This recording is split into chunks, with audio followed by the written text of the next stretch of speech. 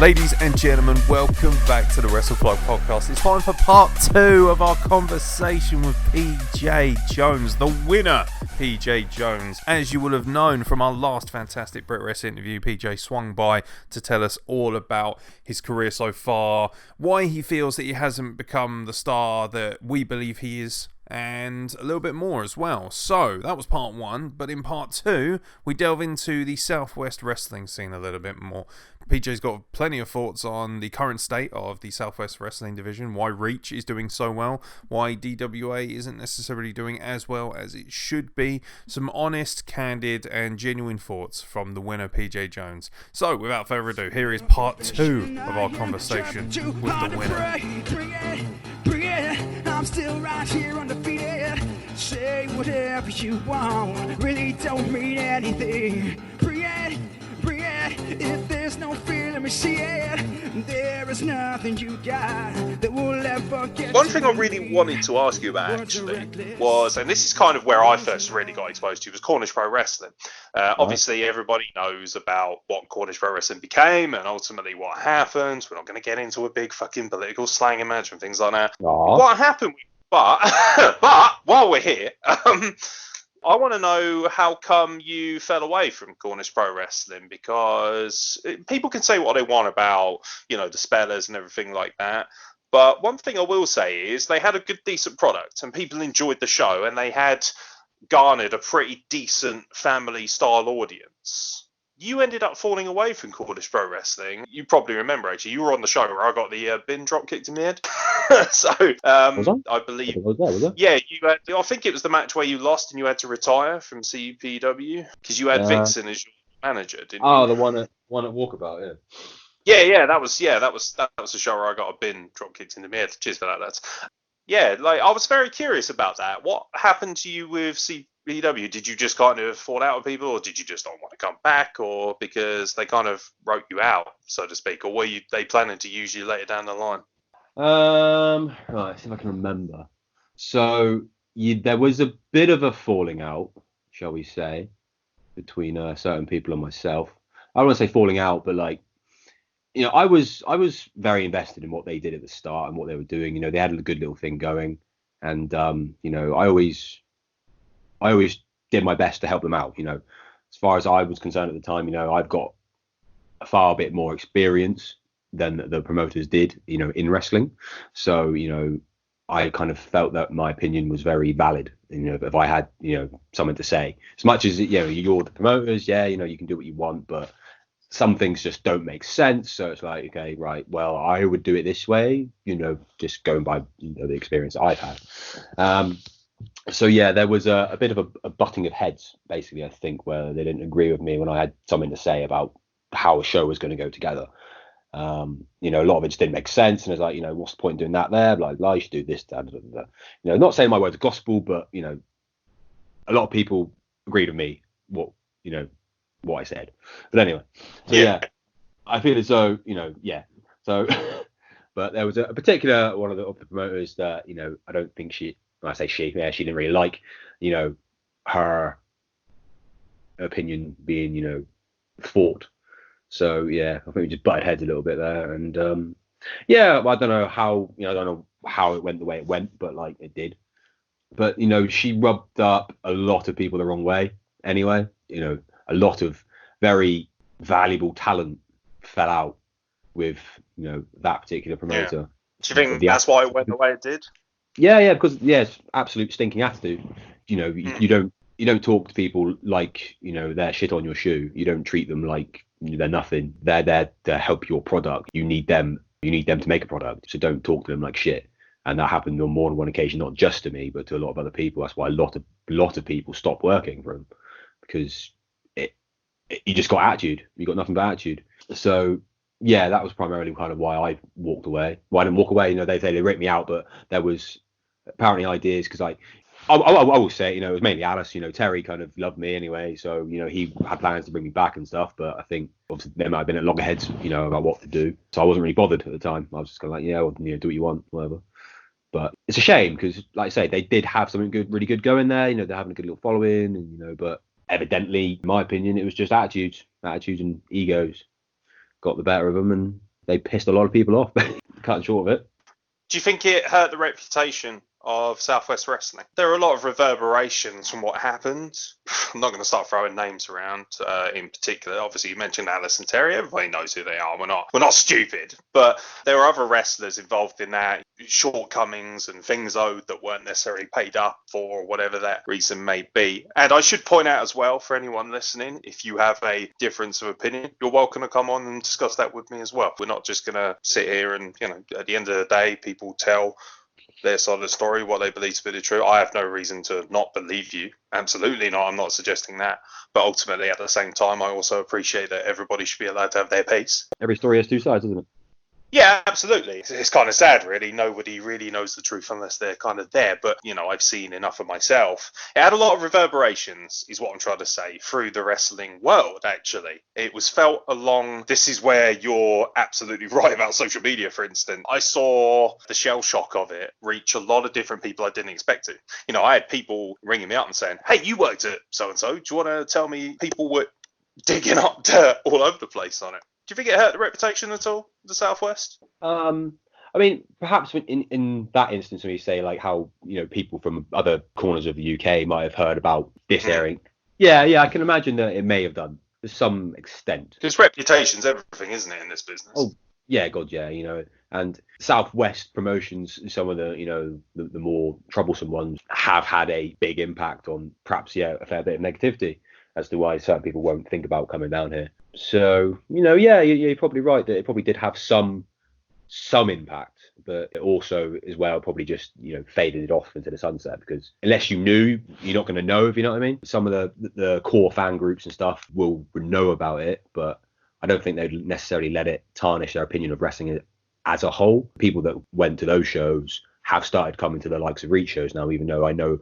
adamantly they were never going to go to another promotion ever because blah, blah, blah. But now I've seen them there. So it's like, well, you still clearly enjoy wrestling. Just take wrestling as wrestling. Go and watch it for your enjoyment. Don't like I went back, what I said about, the politics and bullshit. Don't worry about that. Just go and enjoy it for what you enjoy it as. It's simple, really. If you can forget about all the nonsense, then no, I don't think it would affect it.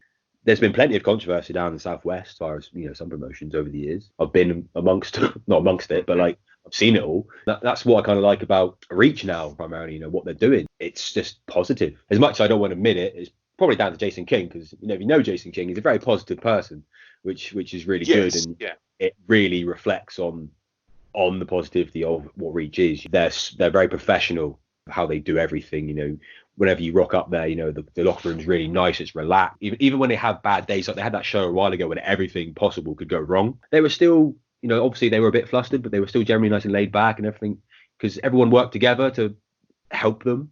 Everyone wants to help them. So it's just, and it's great. And it's really nice to be a part of something like that now. There is no bollocks. It does feel that way. It does feel like there is no bullshit. Like, there is just a happiness, a real good, happy buzz. I'm curious because I'm not from the Southwest. Surprise. Check out the accent. I'm really at an advantageous position in that I see it from the outside looking in, which is kind of cool because everybody's in this wonderful little bubble and then they have a right to be. They've enjoyed it and they build it up. But I'm looking at it from the outside.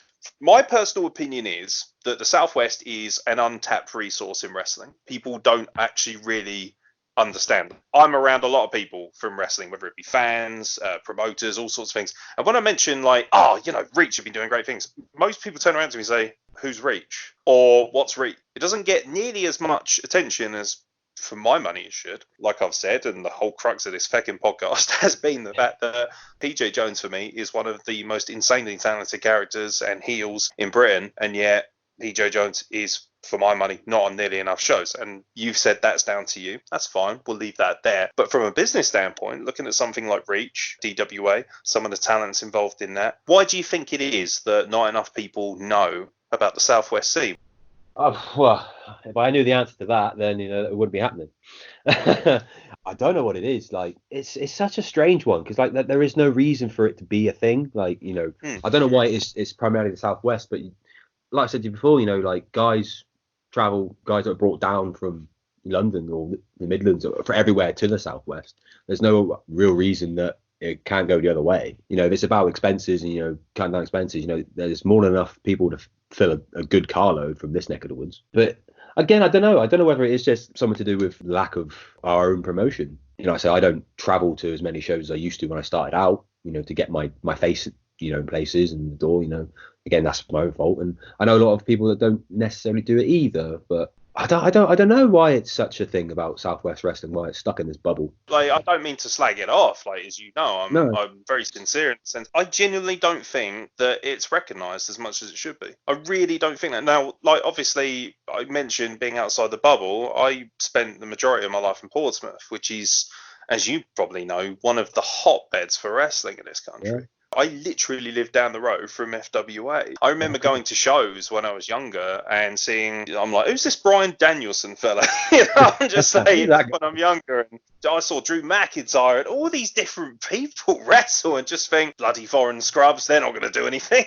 Just whatever. Like, you know, being a youngster, not really caring about Daniel Bryan and then realising, holy shit, he's one of the best wrestlers to ever live. You know, like, for instance, if someone wrestles at Portsmouth, chances are they're going to be picked up all over the place. Now, for me, if somebody wrestles at Reach, yes, it's very good and it's awesome and they wrestle down in the Southwest. Do you think there's anything that you in particular could put your finger on and say, the funny thing is Southwest has been going for a long time, but people think it's only been going for about a year because of Reach. You know, nobody knows who D.W.A is, or nobody remembers Cornish Pro Wrestling and stuff like that. And I've had conversations with other people who've said it's too regionalised, that it appeals only to the Cornish and things like that. Do you agree with that statement? Oh, no, like, you know, yeah, I've seen every kind of like incarnation of wrestling in this kind of, you know, I've been a part of it for the last, you know, 10, 11 years. So it definitely doesn't just appeal to like particular people. You know, the wrestling down here is no different to anywhere in the country. If not, it might be better than some areas. I don't know. I don't go to other areas, but I don't know. I wonder if it's just something to do with like, obviously the location's got to be a thing, but like there's no real major city in Devon aside from perhaps Plymouth, you know, which obviously where Reach are now. So that might be the main thing. All the little kind of towns that, you know, D.W.A used to run and, you know, Cornwall used to run, you know, they're not like on the map places, are they? You know, obviously you've got like the Progress runs, you know, where in Manchester and London and Birmingham, all the main cities of this country. So, you know, there's always probably a bit more focus on places like that because of those cities, I would say, maybe. I don't know. So we've only got the one, which is Plymouth, and Plymouth isn't exactly the most renowned city in UK. So, and plus also like to go back on the social media thing, you know, I don't think, especially the early days of D.W.A, you know, social media wasn't really a thing back then. So, you know, there was no real promotion of it. There's no evidence of the first incarnation of D.W.A on the internet because we didn't really have it back then.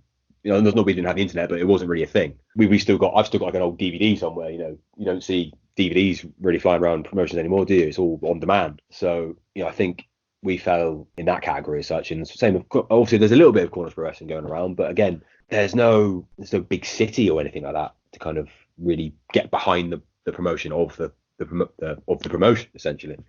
So, you know, with Reach now, obviously with being in Plymouth, and like it will be their anniversary show will be testament to see if they're truly going in the right direction. They've done the right thing. They've kept, you know, to one little venue. You know, I know they've gone around Bob and Jail and stuff like that, but they've built their product in, you know, the same venue, which is the right thing to do, you know, and it shows that it's viable because, you know, the crowds they regularly sell out basically. So if this Guildhall show they pull it off, then I think that could be the start of something really good for them, because, you know, it shows that they can draw in those level of crowds, and then that might bring in more attention. Then they might be taken a bit more seriously then. You look at your Progresses and your ICWs, you know, they're doing, you know, the thousands, aren't they? You know, they're kind of big, their shows, or, you know, the higher hundreds. Obviously, a Reach shows are mainly a couple hundred people, so maybe it might just be that. There wasn't really many big shows, I suppose, in the Southwest. You know, you could say, you know, Pro Wrestling Pride, you know, when they did the thing, you know, they were having the bigger shows of the Southwest kind of, you know, history. As much as I don't agree with certain things, but you can't deny that they put in the work to get bums in seats. As much as they may have relied on imports, you know, rather than local talent, you know, they still did the work. You can't just do that on name alone. You've got to still put the legwork in to get 600 plus people in regularly at certain shows. Hopefully, you know, for them and Southwest Wrestling as a whole, I think anniversary Guildhall show, if they can fill it, then that might be the catalyst. That might be the catalyst of it being taken more seriously elsewhere around the country. And I certainly hope, not just for them, but for the region itself, that actually happens. It'll be nice to see. Do you think there needs to be more responsibility on self-promotion from the Southwest as a whole? I'm going to be honest with you, because New Robin Wrestling has just cropped up as well, and they've used some talents that are friends of mine and stuff like that. But I look at your area, and you have Reach Wrestling, which is predominantly the main company, and then you have D.W.A and New Robin. Safe to say your major three from that sort of region, D.W.A and New Robin, are pretty lousy in promoting themselves. That's my opinion. That might upset a few people. I don't care. I think their social media is pretty poor. And I think their general promotion is pretty poor. And also I've noticed there's been a lot of clashes of shows being put on at the same time as other shows, almost kind of like trying to vie for a certain audience. That's the vibe I'm getting. I might be completely wrong, but I just think it doesn't really make sense in that respect. Any wrestler will tell you self-promotion is very important. There's a reason we do promos. There's a reason we have characters in the first place. Do you think that there should be more onus on that? Do you think that there should be a much more concerted effort to promote what there is? Like even Reach, who are fantastic with social media and things like that, could still do more. Everyone can always do more. Oh God, yeah, yeah. I know. I very much agree with that. You've only got to listen to what I've said about myself with self-promoting. I'm absolutely rubbish. And that shows why I don't wrestle more, because I don't flaunt myself about like I should. And in the same with other people, we don't do it because I don't know why. If I knew why, then I would do it. But yeah, like I think if everybody comes together now and puts more, emphasis on, promoting it, then it can only be a good thing. Again, that's another thing, going back on the positivity of Reach. Everyone's happy to share it because everyone's invested, I think, in some way in what they're doing now. It's such a refreshing feeling down here to have something done properly. And like I say, the social media is, like I say, it's great, but yeah, I guess it could be a bit more. But they're still doing the right things. There's always a post every day. There's always good content. They've got attitude advisory on there with all the great pictures and whoever they use for the graphics. All the graphics are on point, and it's a very professional product. And that's one thing that D.W.A has struggled with over the years. I was there at the start. So like D.W.A is something that I hold very dear to my heart. As much as I'm not involved with it now because I had to step away through creative reasons, but like it pains me to see the promotion side of things. It's gotten better now to a degree, but it's still not what it should be. But yeah, that bugs me. It bugs me. Like, there's a whole story there that I could delve into, but that's a long story.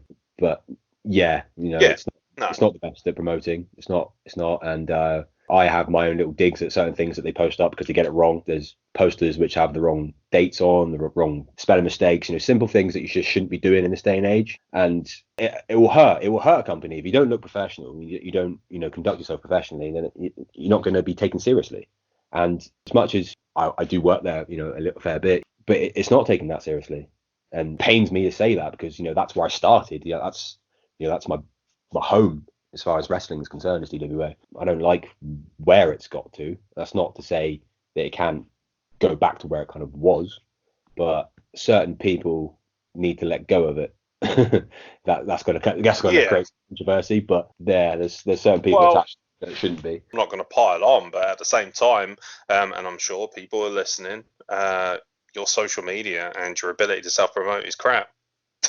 It just is what it is. Sorry, but it is. Like, I'd like to go to D.W.A. For instance, one of my trainers from one of my academies, Rishi Ghosh, worked down there. It's very well regarded, and I didn't see jack shit about it. For me, one of the biggest things I always talk about is unity. I believe that division and divisiveness is what damages brands, promotions, whatever it may be. We're seeing it with the country. Ultimately, it's not a case of what you've chosen to believe in, it's whether you can still bring people together. If you're going to be divisive through that, that's when the damage starts. And I can't attend, for instance, a D.W.A show because a lot of times they seem to run at the same time or run parallel with Reach, which is ludicrous. And what it does is it creates division within fans, because then you're saying to fans, oh, you can't just enjoy all the great wrestling you've got to go to a certain place. And that, for me, is one of the things. Like, I've made no secret about the fact, and I'm sure Steve would agree with me, that I want the Southwest wrestling scene to flourish. And I don't want to be responsible for that or take credit for that at all. But if I can fucking help in any way, I'm absolutely going to. And I offer my brand to anybody. I get really disappointed with that. And I think the crux of the issue for me, just to kind of tie a nice little bow around it, was that for me, if you look away from Reach, there isn't really much else. The meat and potatoes is all in Reach. I'm a little bit alarmed when I hear something like, oh, PJ Jones doesn't work for D.W.A as much as he should because of differences or whatever. That for me is ridiculous. What do you want to talk about wrestling-wise? This is your platform. What would you like to speak about? Oh, God, that's a question. I honestly, I don't know. What can I possibly talk about? The crop that have come through recently, primarily out of the Reach Academy. No, yeah, I'm invested in quite a few of them. I believe that there is genuinely a level of star power in that crop of students that I have not seen anywhere else.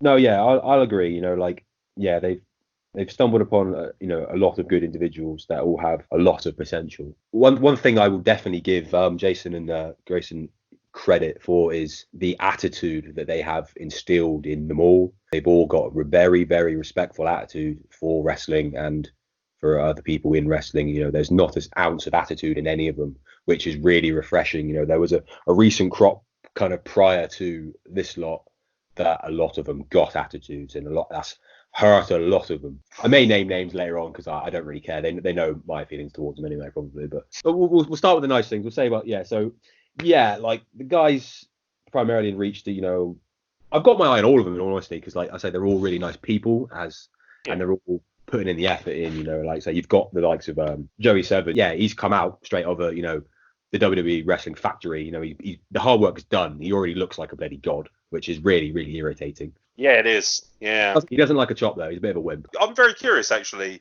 who chops hardest? Like, who do you remember ever taking a chop or a shot from somebody and thinking, bloody hell, that rocked me one? Oh yeah, a few. So Christ. Well, Dom probably still goes up there as one of the top, because like this. I'll go roll back to my training days. This is like one of my infamous memories I have with training. So about the whole kind of chop and initiation kind of thing that you kind of have to go through.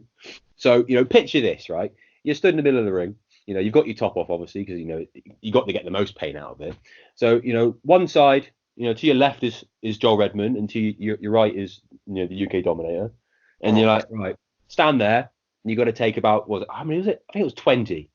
20 from each of them. You just have to stand there and take it. Full bore, just what them kicking the shit out of you. Yeah. That was fantastic. So yeah, not many people stood there through all of that, but a few of us did. So Joel and Dom definitely, but recent memories, Psycho Phillips at TNR 1. I was adamant to him. I said, right, kick the shit out of me. The story is this is the story. You've got to be. So he said, don't hold back. He's like, oh, yeah, I won't hold back. Don't worry. Cool. At one point, I'm like, God, I wish I told him to hold back a little bit. But this is Psycho Phillips for a reason, to be fair. Yeah. But I like getting physical. Wrestling is a physical sport, so I don't mind going in there and getting in a little bit of a tussle. That's how I was kind of trained. With a bit of rough and tumble. If you dish it out, take it back. Don't be a wimp about it. So he gave me hell. I gave him hell back. Much as I probably didn't. I don't know. I probably didn't even touch him, but but that definitely, when he gave me that double overhand, I think in the corner, I was like, that sent me into another stratosphere. Whoa. But who else? I can remember being in there with Joseph Connors for CPW actually, and getting some gnarly ones off of him. They were good fun. He's got a look about him, Mr. Connors. He's got a look that suggests I'll fuck you up. He looks menacing. That guy is a machine, absolute machine.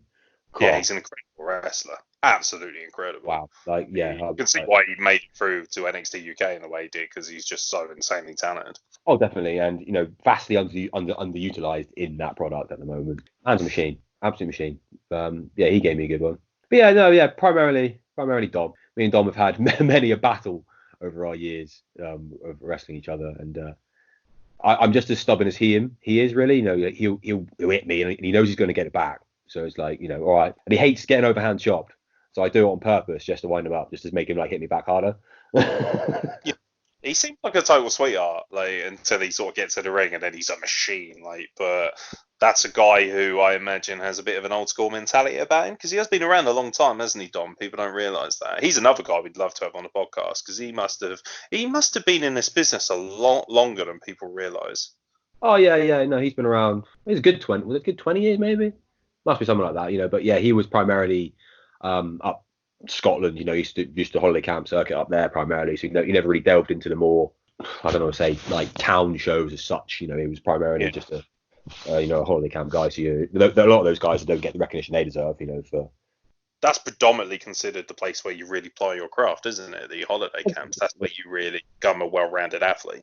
Definitely, you know, that's why he's such a good entertainer as he is, and a phenomenal wrestler. You know, like I wish I've always said this, you know, since the first time I've ever kind of really met Dom, and it's like, Christ, I wish you kind of, you know, you got into wrestling in a different kind of avenue, because you would be something very special. You know, you already are. You know, he's a guy, he's 50 plus years old, and he can move better than most like 20-year-olds, and like engages with a crowd that a lot of other people don't do. You know, he's phenomenal, but I think he just came in the wrong kind of place to really kind of be more than he unfortunately was. You know, as much as he's obviously he's great, but like I say, he could have been so much more. Really could have been one of the best, like one of the best I've ever met, one of the best I've been in there with. Another guy that you don't get enough credit, you know, as much as me and him have a very sensitive relationship. We butt heads quite well, you know. I think we're both very stubborn, but I probably got my stubbornness from him, so it's probably all his fault. But whenever we're in the ring, we kind of generally bring out the best in each other, which is always nice. And yeah, I owe him a lot, as much as I do Joel. You know, I owe them both a lot for even getting me to, you know, the point I'm at. Yeah. It's the way you talk about them, ironically enough, because we started off talking about the academy graduates, you know, the Reach people coming through the academy right now, and the Battle Royale and stuff. The way you talk about Joel and Dom is actually the way that a lot of these academy guys, or kids as probably some people refer to them as, they talk about you in the same way. Actually, there's a real warmth and a real happiness when somebody mentions PJ Jones. You've said to me several times that you believe in helping everybody else get over as much as yourself, if not more so. Do you take it upon yourself to look after him a little bit, to kind of play big brother to a lot of them? Obviously I know we went off on a tangent there, but like, yeah, I see a lot of myself in a lot of them.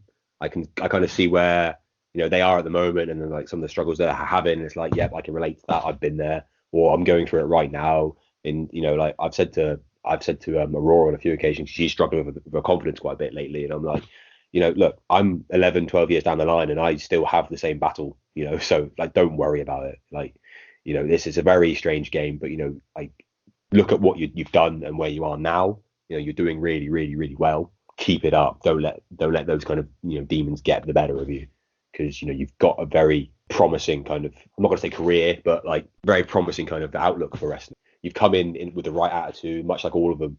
I said they've all got a great attitude to it. Just keep doing what you're doing, because you're doing, you know, a lot right. And like, yeah, going back to guys I've got my eye on, like, yeah, obviously Joey Seven, yeah, looks every part of the wrestler. The sky's the limit for him as far as I'm concerned. His in-ring ability obviously still needs to be brushed up on, much like all of them. But, you know, that's time. You can learn how to be a wrestler. You know, if you look like a star already, you know, that's part of the work done. That's the hard work done. And going on to, you know, LA Taylor. One thing that I've always been adamant about trying to kind of really create down here was, you know, having a strong women's kind of division. You know, when we tried at D.W.A, some women would come and go, but, you know, there was no real emphasis on trying to keep them. And that's what I like again about the academy. They're actually trying to really promote women's wrestling. It's really good what they've done, you know, and like Ellie Taylor, you know, she's got a fantastic look. Hasn't been seen down here. She's tall, you know, she looks like, you know, she can kick some girls' ass. And like, obviously we did a bit in the Royal Rumble, and, you know, I'm stood next to her, I'm like, you know, you're actually taller than me, and I don't know how I feel about this. You know, but she wants to learn. She's doing all the right things, you know, and the only thing that could stop her is her, I think. So, and again, you know, Aurora, again, when I first saw those two wrestle, you know, I was really kind of, I was a bit worried for them both, because they were both really nervous, and I had a little bit of helping them structure their match and stuff. But they went out there, and they both pleasantly surprised me, and I was like, good on you. And it's really nice to see, you know, again, women's wrestling coming through. And again, another woman, you know, Eka Reed, like, say that we had that little interaction in the Rumble, and, you know, it was funny. I was in the corner, like, you know, just typing away at somebody, I can't remember who it was, and I just heard this almighty chop, and I was like, who's doing that? I'm turning around, and she's just overhand double handing Josh Knott in the corner. I was like, get on, girl. I was like, beautiful. I can't have you stealing me thunder, but all right, come here, whack. But I was like, get on. She wasn't afraid. And so she turned me around, gave me one. I was like, all right, good girl. Some of the lads on there are terrified to turn me around and chop me. As much as I fucking, do it. I'm only going to keep going if you don't turn me around and chop me. But yeah. The girls are coming through really well. A lot of the guys have got good looks. They've all got their own character, which they're all invested in, and they're promoting well. Mason Storm. I think he's got good potential. He's got a nice little look. Not Mason Storm, Amadeus, should I say? Mason Storm's his real name, which is a very good wrestling name. But yeah, it is actually. Yeah, I was going to say, why doesn't he use that? That's great. I did the same thing. I was like, Mason Storm, that sounds ace. That's his real name. I was like, what? Amadeus. But then again, when I first met him and I heard his entrance music, and then I had the Amadeus going, Amadeus in my head, all the drive home. It really wound me up. But at the same time, I was going, you know what? Yeah, that's going to work. Right now, to be fair, somebody I'm looking into a bit more than I was initially is Carl Parker. His little videos he does and things like that, and the little write-ups and the what's a wetty kind of thing. But I like that. I never used to be invested. You're made for each other, you two. It was funny, really. When I first met him, I thought he was a bit arrogant because he seemed to have a bit of an attitude about him, and he never really spoke or anything like that. So I was like, I'm not going to bother with you. And then I spoke to him briefly at that Rumble, and I was like, I'm saying, I like what you're doing. And then we had a little chat, and I was like, oh, you're actually not quite a nice kid. He's got a lot of potential because he's put stock in his own product. He makes all these little funny, silly edits, and does these things. It's I look at him and go, yeah, that's what I should be doing. But, it might be too late for me. But again, got the right attitude, doing the right things. But all of them have got something that they can bring to the table, I think. It just depends how much they want to do it. And again, that's again, testament to Jason and Grayson for bringing them in with the right attitude.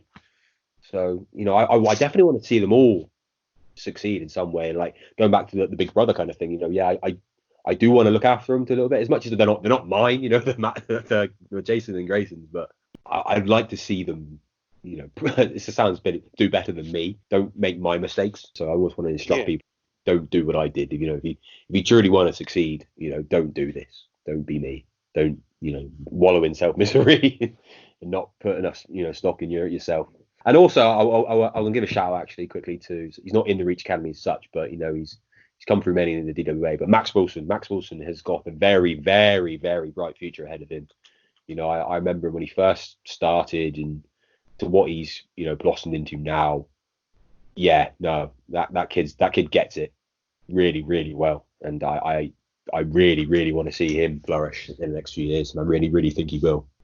Do you feel that they've already overtaken what you guys accomplished? Because you're part of that crop of guys who built the brand, the name. For instance, in Portsmouth, Jody Flourish and Johnny Storm are regarded as the guys who, Doug Williams as well, they held down the fort. While British wrestling wasn't that good, wasn't that popular, when, I remember I went to a show where Marty Skirl and Zack Sabre Jr. were tagging together. There was 30 people there, that kind of thing. And this was, to be fair, sort of in their early infancy. And I would look at, say, Joel Redman and PJ Jones and Josh Knott as kind of that kind of meaning to the Southwest. Here comes this new breed of wrestlers, this academy, this, I've never seen a more talked about, and obviously we are just ranting about them non-stop, so that's probably helping. I was just ranting away like crazy, but they have an opportunity to kind of continue a legacy that you guys started. But do you feel that you guys still have a lot to offer? Because when I first started tuning into the Southwest, and most of that's because of Steve and him moving down there at a younger age and things like that. For me, it was PJ Jones, John Harding, The Rocker, Vinnie Clay, Tyler Hawk, most of the guys who came through the Cornish Pro Wrestling stuff, as well as, obviously, before that, you had PWA. Do you think that your band of merry lads, do you feel that you've still got a lot to offer? In the back of my head, as much as I don't want to admit it, no, I know I could do more than I've done. And I know there's, like I say, I'm still young enough to do something. I'm only 31. So there's still plenty of want in me to actually try and achieve something. And it's the same, like you see that the band of men, from down here, it's me, Dirty Dick Riley, Josh Knott, that's Daddy Bainsley, really, obviously, and then obviously the likes of Joel's and the UK Dominators and stuff like that, that's like, me personally, that's like the figureheads that have been around. Obviously Joel trained all us four. We all started at the same time together, and so yeah. But we've as much as definitely Dick Riley, obviously, and Josh, not more so than me. But like Josh is still young. Josh is still what to me? He's still a 15-year-old lad to me. But he's only 25, 26 now. 20. I don't know. He looks young. He does. He looks young. He's only that. He started when he was 15. He's been in the game 10 years more. Same time as me and Dick Riley. But he's still considered a young lad because he is a young lad, but he's been in it for 10 years. He has an unsurmountable, potential. And like, especially now with the country big gimmick, he's finally found something that he can kind of sink his teeth in, because he was always one of those that was lost in limbo. Like, much like all of us were. We were all kind of caught in the limbo of, we didn't really know who we were. We didn't know what we were kind of doing in wrestling. We were just doing it because, we were part of it. So now he's got something to sink his teeth into. He's getting more out there. He's done some appearances at Chaos. He's a UPW, and, he could do a lot more. And he knows he could, much like myself. And even like looking at Dan Stanley Baines, he doesn't work a lot, obviously, much now. But like, he's on, he probably thinks he's past it. But he's got one of the best minds for wrestling that I've ever met in my entire life. He's so much knowledge. It'd be a shame for him to not get, a bit more. But I don't know if he wants it as much as he used to want it anymore. But obviously we'll get older, we'll get a bit, wary and stuff like that. But and I can't say more positive things about, Dick Riley. That guy should be on telly. He should be there. He's had a tryout, and he should be on. He should be there, hands down. Much like Joel should be on. But yeah, all of us have still got a lot more to give. I think some of us may fade off into the sunset with other priorities in life, but I think some people might be more content with what they've done. I still feel like I'm not content with what I've done yet. And Josh will be around for forever. Yeah, I would like to, really try my best to give it another push. Actually, I remember I heard Joel say it in the podcast with you. He said about me, and he's like, I hope he gives it another go, because even to hear him say that, he's good enough to give it a go. It'd be a shame. Yeah, without sounding too corny, in the back of my head, I'd feel like I would let him down if I didn't give it a good go somehow, some way. I know I blow smoke up his ass, but I owe that man a lot, to be fair. I really do.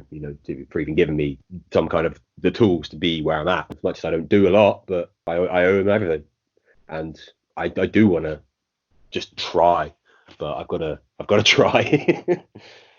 Just keep digging away, man. You'll be fine. Honestly, you'll be fine. You'll have the full support of the black and yellow brand, and I don't mean NXT. Although you may get NXT as a brand as well. I meant our brand, but obviously, to be honest, we'd love to see you there. We really would. Like, that's why you're on the podcast, man. That's why so many of you are on the podcast. It's why we kind of have this almost love affair with the Southwest and its wrestling scene. So as we wrap it up, obviously, huge thanks once again to you for coming on. You'll always have a home here, so if you want to come back on and share things, or you got a gripe, or you want to promote something, this platform is afforded to you and everybody involved that you love and respect in the wrestling world, especially down in the Southwest. I think I'll speak for everyone who's involved in Southwest wrestling, whether it just be as a fan or whatever. Thank you for entertaining the fucking shit out of us. Like, you are hysterically good fun, really funny, really entertaining, and you're also a fucking good wrestler. So take that and keep it. Thanks, mate. Again, yeah, thank you for having me on. It's really nice to come on and have an outlet and say some things, and yeah, and again, thank you to you and Steve for saying such nice things about me. It spurs me on, and it keeps me going. It keeps me thinking, what? Yeah, okay, maybe I'm not so bad. Some people think I'm all right, then maybe some other people don't. So, but yeah, no, I'll push on, and hopefully, if I can get my ass in gear, some better things will come my way. But no, I'll definitely be on again if you do want me. It's bloody good fun. Honestly, mate, you're more than welcome on whenever. Don't forget, ladies and gentlemen, PJ Jones, the winner, PJ Jones. Find him on all social media and at PJ Jones88 on Twitter, and you'll be able to sort it out. And if you do have any backlog of hot dog t-shirts, let us know, and we'll see if we can sort out some sort of deal for him. I've got a massive bag of them. Sell them. Buy them all now, please. Please. What's the largest size you've got? Well, I can get you anything you want. I can get bigger size you want. I've only got stock of larges, I think, but I've got. Well, you said that made you sound like a dealer. I can get you whatever you want. Whatever you want. I got connections, pal. I got bags, double XL down here, mate. I'll tell you. I can get you whatever size you want. Just send me a message. Yes, mate. No, thank you so much for coming on, man. We look forward to it. And once again, obviously, PJ Jones, the winner, PJ Jones. Search for that on social media, and they'll find you. Hopefully, you'll be a bit more active, mate. But honestly, thank you so much for coming on the podcast. Thank you very much. Very appreciated. I'm still right here undefeated. Say whatever you want. Really don't mean anything. Bring it. If there's no fear, let me see it. There is nothing you got that will ever get to. All right, ladies and gentlemen, part 2 of our conversation with PJ Jones in the book. Once again, thank you very much, PJ, for coming on. I know that you'll be listening back to this, and you are more than welcome to come on again at any point. The podcast is available to you, and of course, all of the individuals involved in the Southwest wrestling scene. So, if you are a fledgling trainee or a long-term legend of the Southwest wrestling scene, then you are more than welcome on this podcast at any point. Just get in contact with us and we will more than happily chat to you. Very excited to have some more fantastic Brit Rest stars coming on the podcast very soon, so please look out for that, ladies and gentlemen. Hopefully you've enjoyed this podcast. That's all from us for now. At Wrestle Plug on social media. If you enjoyed it, don't forget to retweet and share. If you've listened to this podcast, it's always great to have new listeners, new followers, try and expand that Wrestle Plug family, and most importantly, bring awareness to the brands of our incredible wrestling performers, whether that be in Brit Rest or beyond. We want these guys to be the superstars that they all deserve to be. So don't forget to check out PJ Jones on all of his social media links, and if you forgot them, they are available in the description of this podcast and of course on all our social media platforms. And don't forget to check out WrestlePlug.com, ladies and gentlemen, our new website. Plenty of articles to keep you entertained during this difficult time, and as I always say, during this pandemic, during COVID-19, and of course even beyond that, if you're feeling a little bit lonely or isolated, I am always available to have a conversation with. Quite a few of the guys and girls from Wrestle Plug are available. Of course, myself, Kyle, Jeremy, we are all at your disposal. If you're feeling a little bit lonely or you feel like you need something to pass the time, the podcast is here for you. We're here for you. You can just drop us a message and we can help you out in any way possible. Either way, ladies and gentlemen, make sure that you wash your hands, practice social distancing, look after yourselves in this difficult time, and most importantly, look after yourself and others. Make sure you make that phone call to a significant other, check in on people, make sure we spread a little bit of love in the world. From myself, Aaron Nix, thank you very much for listening to the Wrestle Plug, and we will catch you very soon for more nonsense and more interviews from the Brit Rest scene.